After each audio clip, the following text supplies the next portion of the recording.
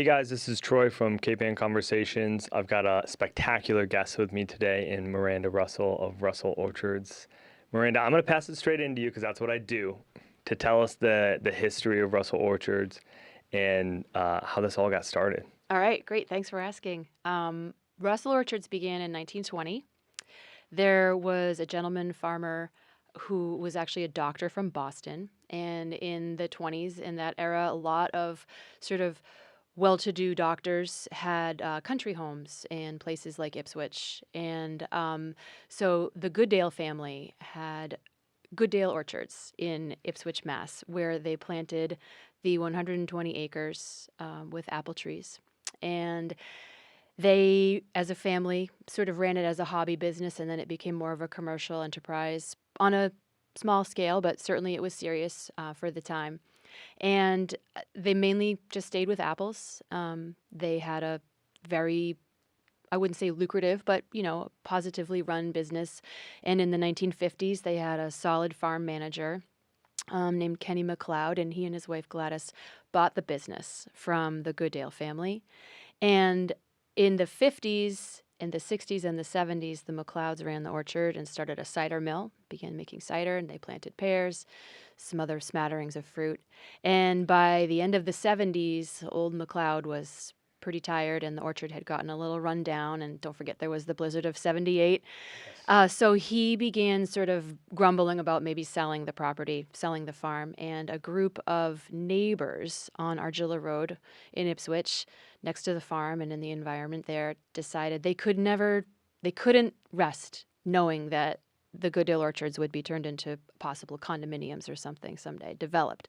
So they pooled their resources and bought the orchard from Mr. McLeod. And they then, in turn, looked for a suitable farmer to buy it and run it as a farm. And they found my one day to become father-in-law and mother-in-law, Max and Meredith Russell. And they bought the farm in 1979. And the neighbors, who were known as the Friends of Goodale Orchards, in a very quaint way, asked the Essex County Greenbelt Association to put a restriction on the deed. So the farm can never be developed per se, as sold as condominiums or developed to a developer. It has to stay in agriculture in perpetuity. And so my in-laws took it over, renovated, fundraised, put up deer fencing to keep the deer out, and planted, dozens and dozens of other types of fruits and vegetables, and brought animals, and sort of began the little kernel of what you see today when you go to Russell Orchards. And my mother-in-law began the bakery in the early 1980s. So she's the one who perfected and created our unique cider donut recipe and apple pie recipes. And my father-in-law planted up, just thousands and thousands of trees and started the winery. So that's the sort of medium era of the orchard. And I came on the scene in 1992. And from then on, met my husband. He was just a guy, and I was just a worker then, but one thing led to another, and now we are the owners of Russell Orchards. So you started out working at Russell Orchards. Yes, I started out. Yes, so I was 19. Yeah, I had taken a break from college. I was trying to figure out what I wanted to do. Had been an acting major, and I was working in the theater, and then I, think I was probably thinking about going to music school. And anyways, I grew up in Essex, and my mother said, "You can't work at Papagino's anymore. You have to get a job." I was hating my one shift at Papagino's. Theater doesn't pay. You probably know. Yeah, we've had a few theater people Yeah, on. yeah. They'll confirm. Yeah, so my mother said, "Oh, they're hiring at Goodale's." And I was like, "Oh, okay, I love that place. I'll check it out." And Did that's how she it started. call it Goodale's Yeah, versus? it was called Goodale's, and people still call it Goodale's if they're older. But it was Goodale's when I was growing up. So my in-laws are the Russells, and I'm a Russell now too, but nobody changed the name to Russell Orchards until I think the year 2000. And my father-in-law decided to do that because he wanted the name to reflect the many years that his family had put in. And really it was, there's such a marked difference to what it is currently from what it was when he bought it. So he's like, you know what? I think it's time for a change. So. Your husband obviously grew up on the farm, right? So they grew up in Andover, and believe me, it's the strangest story, but my father-in-law was an aerospace engineer and like doing contracting for NASA. And my mother-in-law was a psychiatric nurse, and they raised their 5 kids in Andover. And it was when the kids were either, sort of older teenagers that's when the interest in buying the orchard sort of came about. So they didn't grow up on the farm for the most part. They grew up in Andover, but my husband Doug wasn't even really working. He wasn't working at the farm when I started working there. So he blames me for like dragging him back into the business. What did he want to do before you dragged him into farming? Well, he was very successful at what he did as writing software. He had his own business writing proprietary software for mostly medical billing and stuff like that. He was on the beginning stages of people having websites and internet communications and stuff like that. So tell us about the farm a little bit in general in today's world. So in today's world, if you haven't been there, it's a premier apple picking destination in the fall, but it is open from May until November. Yeah, through November. Yep.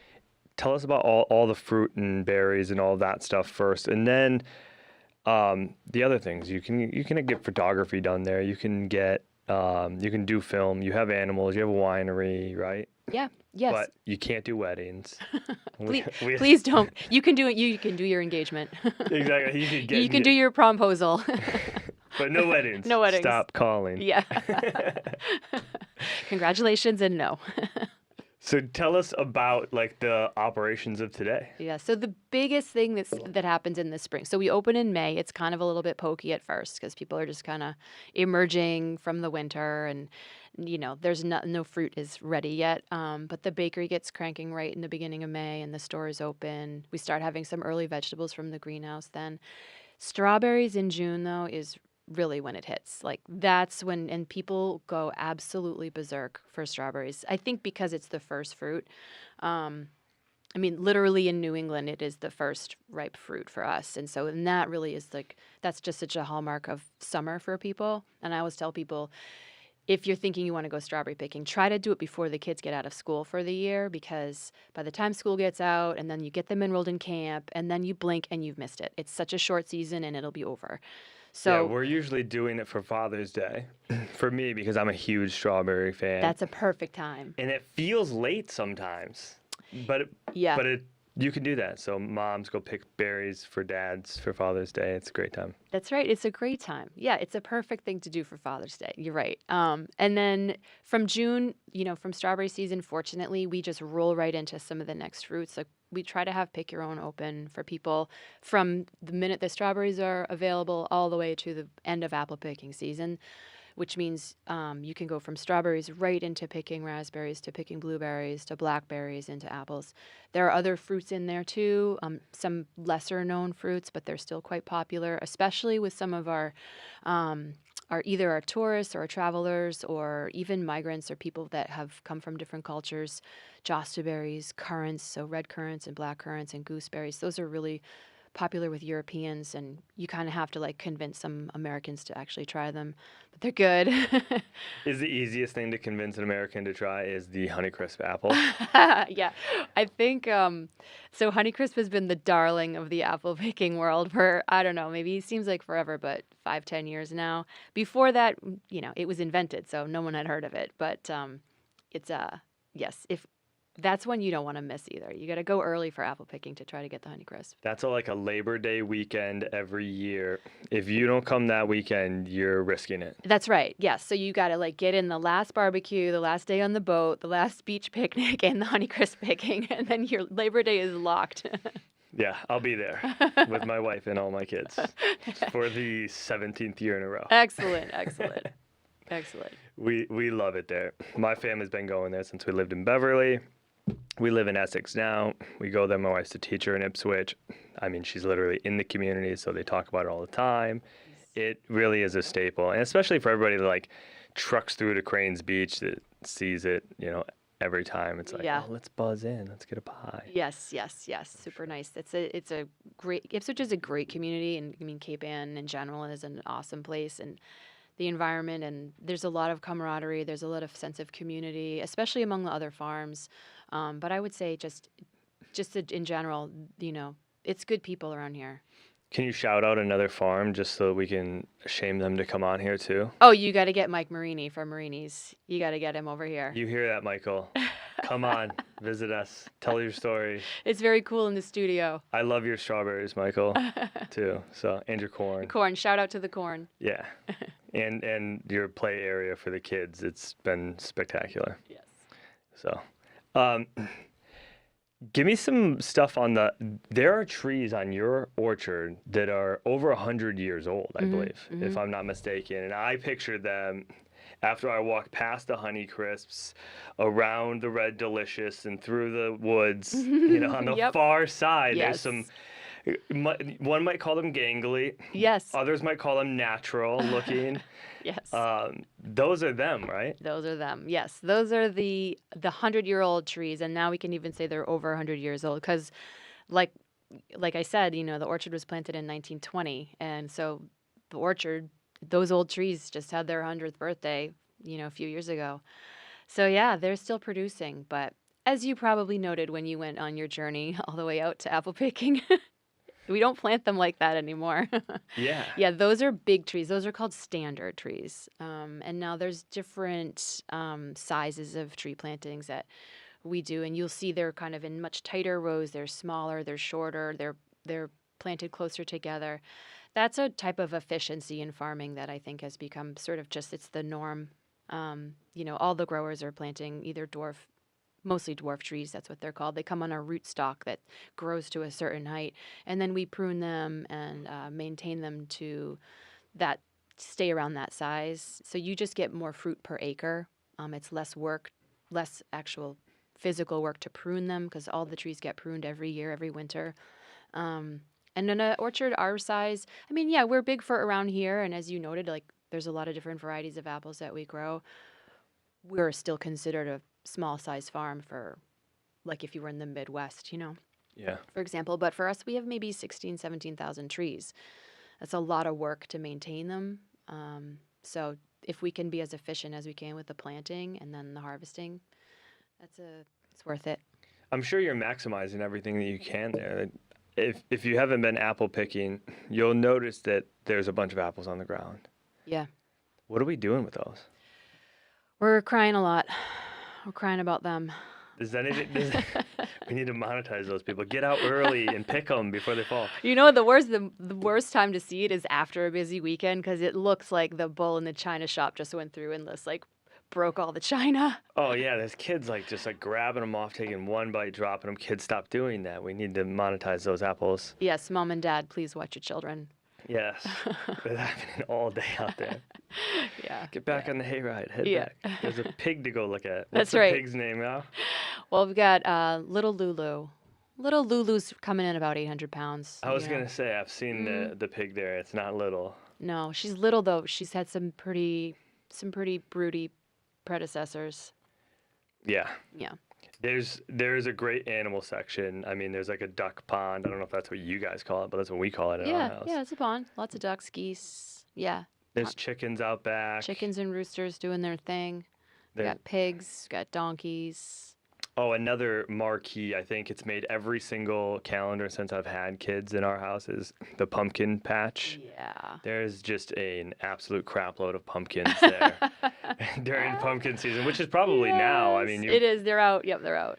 Yep. yeah. Yeah, the pumpkins are out. And it's so nice because we see people, like you probably did this with your kids at some point in time, but they get that little baby all dressed in the outfit and they plop the baby down between the pumpkins and they try like heck to get the perfect picture. And that's like the holiday card, right? And then they go by the red truck and Yeah. we do have that. We definitely have those New England girls, like they're all dressed in the cream colored sweater and the high pirate boots and the like beige felt hat. And they're all like doing their scarf and their pumpkin pictures and apple picking. And It's so Instagram. it's so today. Instagram. Yes. It's definitely like we see them coming like, okay, one of these girls definitely like sent out the group chat like Yep. Saturday, Russell's. Beige, white, pirate boots.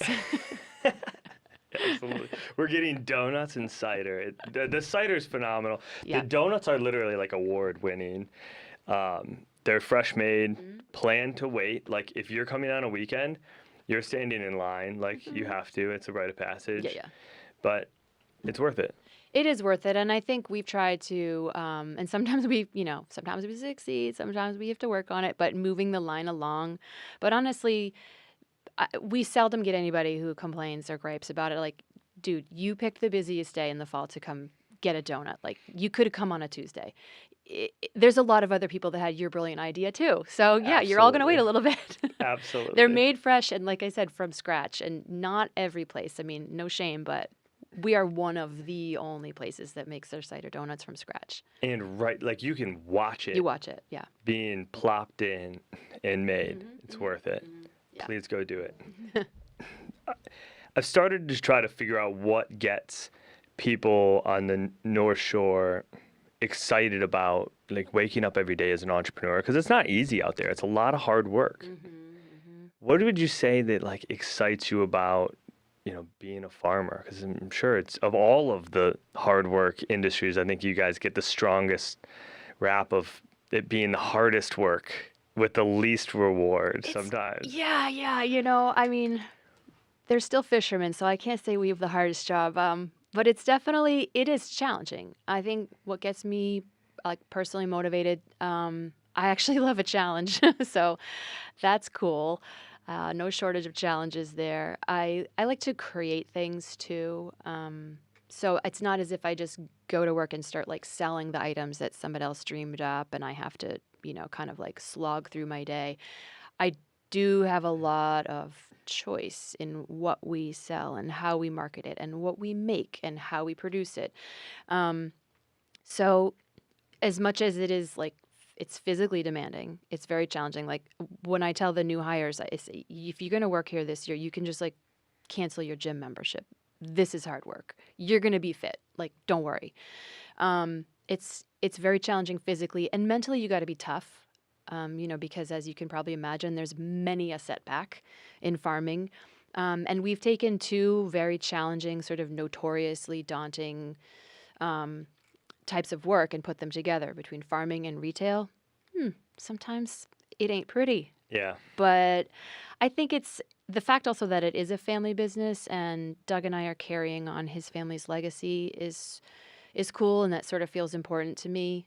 And, we have two kids too. They're in their 20s now, but they were raised on the farm and they will help out. They'll pitch in. My daughter just graduated from college and she's back for this fall to help us get through the season, which is huge.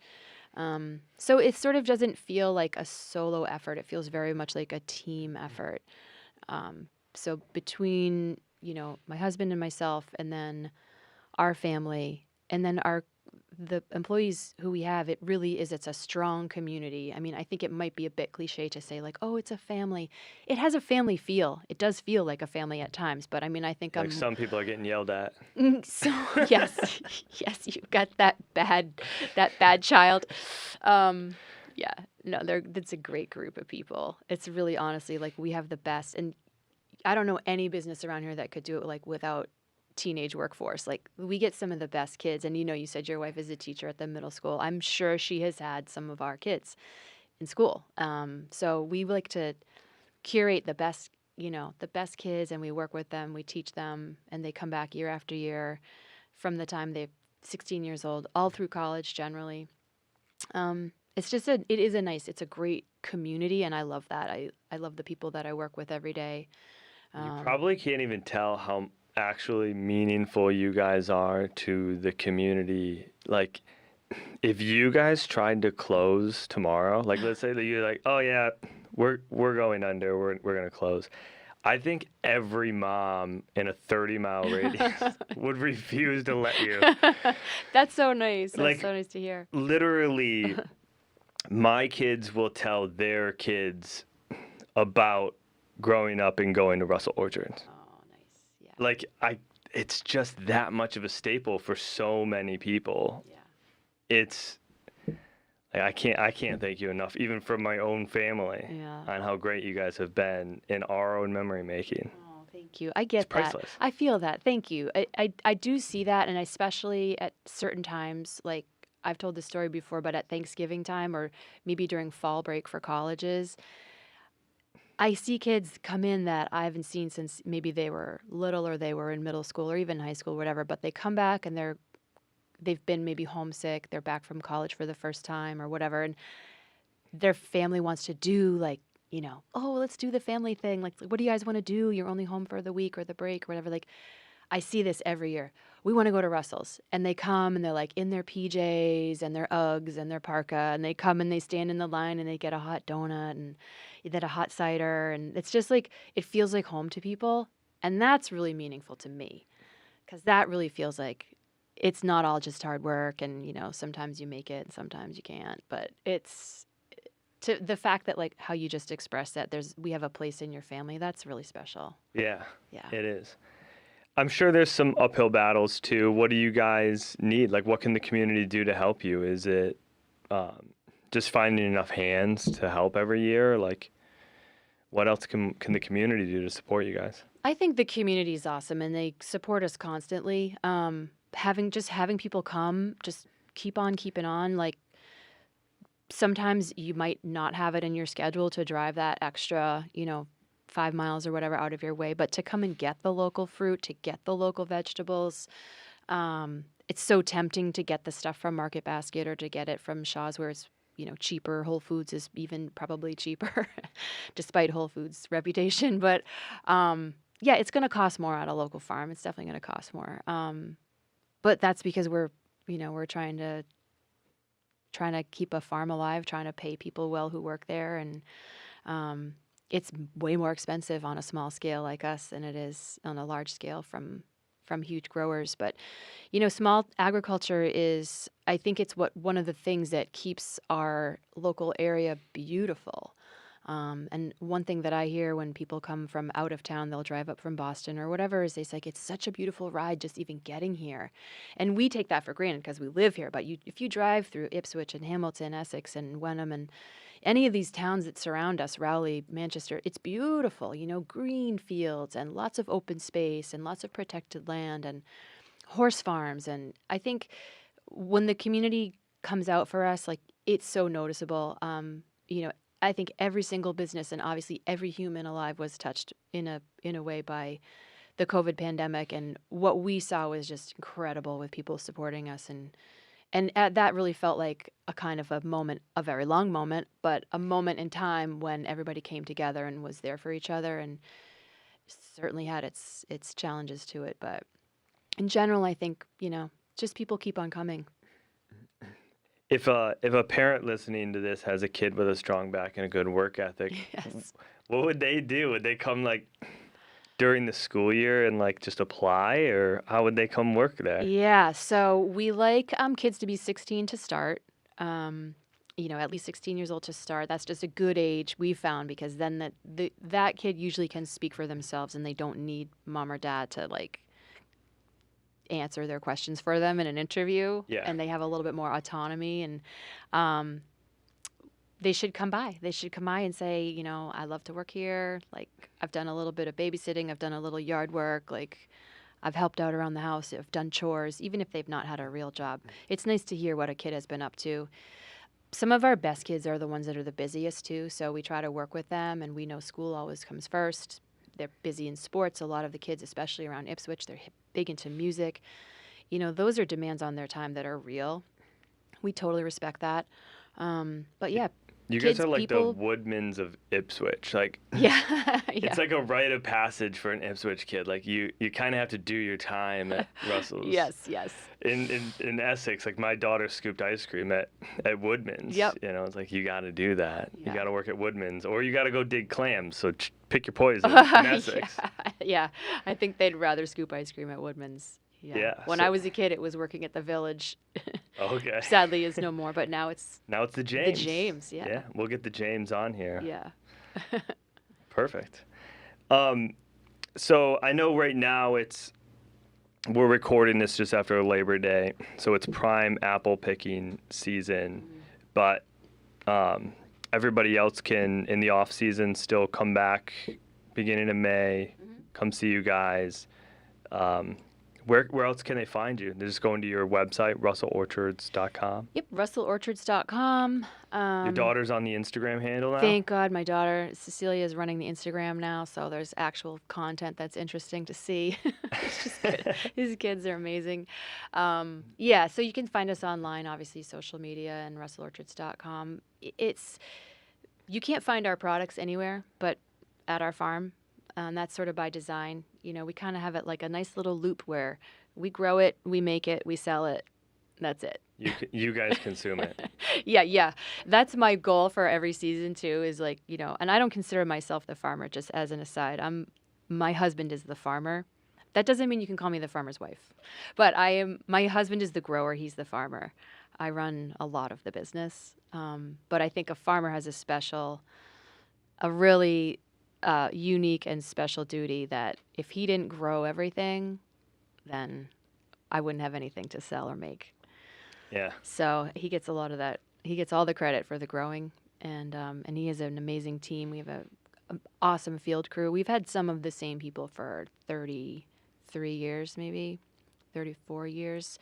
Some of our field crew comes up from Jamaica through a special agricultural visa program called the H-2A. They live on the farm when they're here with us. They're the best crew. They're the amazing crew. And then we have a vegetable grower who's been with us, I think, 18 years too, and she's incredible. Some of our other staff has been around more than a decade. We just couldn't do it without them. Yep. Well, shout out to your husband, Doug, right? Yeah, thanks. Doug, you're the man. Yes. You're doing good work, buddy. Your wife seems to appreciate you. I do, especially when the crop came out good like it did this year. Good job. You might get a weekend off in December. In December, yes. Yeah, we're already trying to think about where can we go. We'll get out of here. Exactly. Well, Miranda, it's been awesome having you on. As a staple to the North Shore, this is a pleasure. I appreciate you. Thank you. Thank you so much. Thanks for having me. It's great to talk to you. Yeah.